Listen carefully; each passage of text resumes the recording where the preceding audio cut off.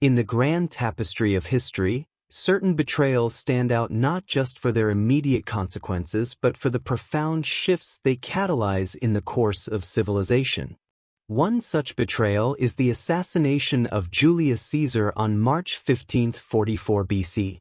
This pivotal moment not only marked the end of one of Rome's most powerful leaders but also set into motion a series of events that would ultimately dismantle the Roman Republic and pave the way for the rise of the Roman Empire. The motivations behind this betrayal, particularly that of Marcus Junius Brutus, reveal a complex interplay of loyalty, ambition, and tragic consequences, a narrative that continues to resonate through time. Julius Caesar was born into a patrician family in 100 BCE, but his early life was marked by challenges. His family was noble but not particularly wealthy, and he faced political obstacles from a young age. Despite these setbacks, Caesar's intelligence, charisma, and ambition propelled him through the ranks of Roman society. He began his political career as a military tribune and later served as quaestor in Spain, where he began to build his reputation as a capable leader. Caesar's marriage to Cornelia, the daughter of a prominent political figure, further solidified his position within Roman society. However, his fortunes took a turn when Sulla, a powerful general and dictator, sought to eliminate potential rivals. Caesar was forced to flee Rome to avoid Sulla's wrath, but he returned after Sulla's death and quickly re-established himself. In 60 BCE, Caesar formed an informal alliance known as the First Triumvirate with two other powerful figures, Pompey the Great and Crassus.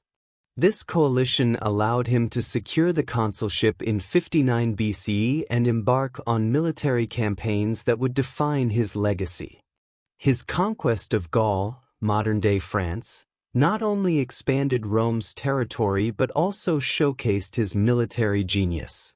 By the time he crossed the Rubicon River in 49 BC, defying the Senate's orders, Caesar had become an unstoppable force. The civil war that followed between Caesar and Pompey ended with Caesar's decisive victory at the Battle of Pharsalus in 48 BC. With Pompey dead and his rivals defeated, Caesar returned to Rome as its undisputed ruler. In 44 BCE, he was declared Dictator Perpetuo, Dictator for life, a title that alarmed many senators who feared he was dismantling the Republic's democratic institutions in favor of monarchy. While Caesar enjoyed immense popularity among the Roman masses thanks to his reforms that benefited common citizens, his consolidation of power alienated many members of the Senate. These senators viewed him as a threat to their authority and to the traditional republican system that had governed Rome for centuries. Among those who grew disillusioned with Caesar were Gaius Cassius Longinus and Marcus Junius Brutus. Cassius harbored personal grievances against Caesar, believing he had been overlooked for key positions. Brutus's motivations were more complex. He was torn between his loyalty to Caesar and his belief in preserving the Republic. As a descendant of Lucius Junius Brutus, the legendary founder of the Roman Republic who had expelled its last king, Brutus felt an almost sacred duty to protect Rome from tyranny. The conspirators were united by their shared fear that Caesar intended to crown himself king, a move that would extinguish any remaining vestiges of republican governance. They believed that assassinating him was not only justified but necessary to save Rome from despotism. The conspiracy grew over time as more senators joined their ranks. Each conspirator brought their own motivations. Some sought revenge for personal slights while others were driven by ideological beliefs about democracy and governance. The discussions became increasingly heated in secret meetings held at various locations around Rome, where they plotted their course of action.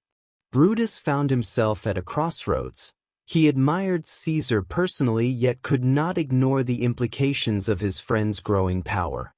The tension between personal loyalty and civic duty weighed heavily on him as he wrestled with conflicting emotions. The plot to assassinate Julius Caesar culminated on March 15, 44 BCE, a date forever etched into history as the Ides of March. The conspirators chose this day because they knew Caesar would attend a Senate meeting at the theater of Pompey. Despite receiving multiple warnings about potential threats to his life, including a soothsayer famously cautioning him to beware the Ides of March, Caesar dismissed these concerns. As he entered the Senate chamber that fateful day, Caesar was surrounded by conspirators under the pretense of discussing political matters. Tullius Cimber approached him with a petition regarding his exiled brother, using this as an excuse to get close. When Caesar refused Cimber's request, it served as a signal for the attack. Casca struck first, stabbing Caesar in the neck with a dagger. Chaos erupted as more than 60 senators joined in stabbing him repeatedly, each blow fueled by their collective fear and resentment toward what they perceived as tyranny. According to historical accounts, Caesar initially tried to resist but soon realized he was outnumbered. When he saw Brutus among his attackers, a man he considered almost like a son, he reportedly uttered those haunting words, "E tu, Brute?" This phrase has since become synonymous with betrayal and treachery. It encapsulates not only personal betrayal but also an ideological conflict between friendship and duty. By the time the attack ended, Julius Caesar lay lifeless on the Senate floor with 23 stab wounds, a tragic end for one of history's most influential figures. The conspirators believed they had saved Rome from tyranny by eliminating Caesar. However, they grossly underestimated both his popularity among the Roman people and the political vacuum his death would create. In the days following his assassination, public outrage erupted across Rome. Far from being celebrated as liberators, Brutus, Cassius, and their co-conspirators were vilified by many citizens who mourned Caesar as a champion of their rights. Mark Antony Caesar's loyal lieutenants seized upon this sentiment during his funeral oration. In one of history's most famous speeches, immortalized by Shakespeare, Antony skillfully turned public opinion against the conspirators by reading aloud Caesar's will, which left generous gifts to Roman citizens, and displaying his bloodied toga to evoke sympathy. His passionate rhetoric ignited riots in Rome as mobs sought vengeance against those who had betrayed their beloved leader.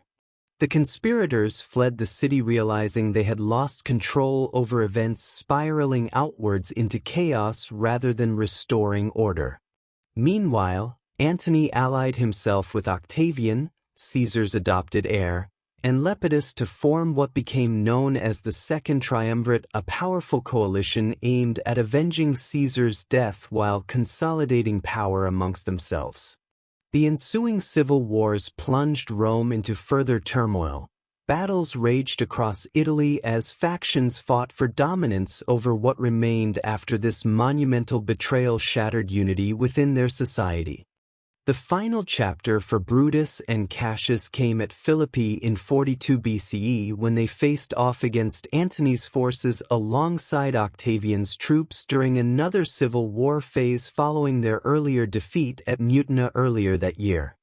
Initially successful during early skirmishes leading up towards decisive confrontation between these two factions, their armies ultimately succumbed under relentless pressure from Antony's forces, who proved far better organized than anticipated despite initial setbacks faced by both sides throughout preceding conflicts leading up towards this climactic moment. Recognizing all hope was lost after suffering significant losses during battle itself, both men chose suicide over capture. Brutus reportedly fell upon his own sword after uttering words lamenting how virtue could no longer survive amidst such corrupt times, while Cassius met similar fate shortly thereafter, realizing fate sealed beyond redemption. Their deaths marked not only personal tragedies but also symbolized how their idealistic vision for restoring republican values had failed spectacularly amidst chaos unleashed following assassination itself.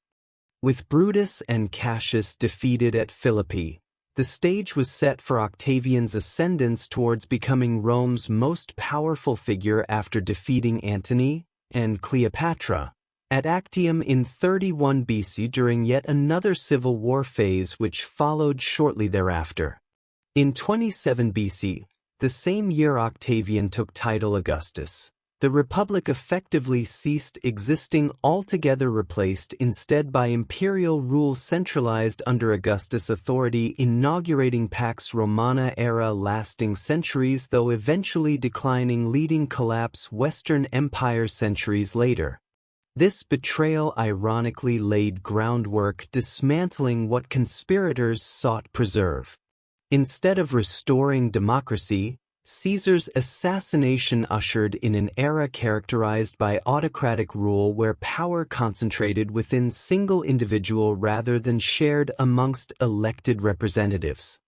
Augustus skillfully navigated political waters following civil wars, ensuring stability across vast territories, once again uniting fractured populace under banner imperial governance while simultaneously promoting ideals associated with traditional republican values, albeit through means contrary original intentions behind conspirators' actions.